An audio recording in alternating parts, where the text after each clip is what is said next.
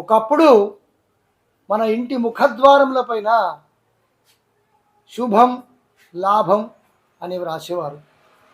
దీని అర్థమైందంటే అతిథి శుభంతో వచ్చి లాభంతో వెళ్ళేవారు.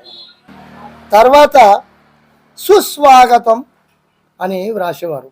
అంటే అతిథి స్వాగతాన్ని పొంది క్షేమంగా వెళ్ళేవాడు.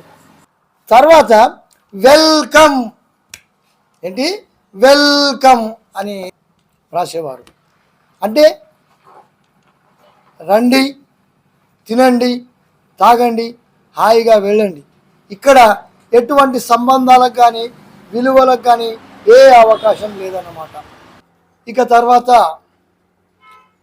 మా ఇంట్లో కుక్కలు ఉన్నాయి జాగ్రత్త అని రాయడం మొదలుపెట్టారు. ఎందుకంటే మీరు మీ మనస్ఫూర్తిగా మీ ఇష్టంతో మా ఇంట్లోకి రాలేరు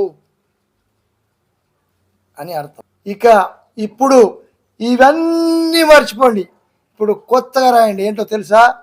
మీ మొబైల్ని ఆఫ్ చేసి మా ఇంట్లోకి రండి, మా అతిథి సత్కారములు పొంది వెళ్ళండి అని రాయాల్సి వస్తుంది. నిజమా కాదా?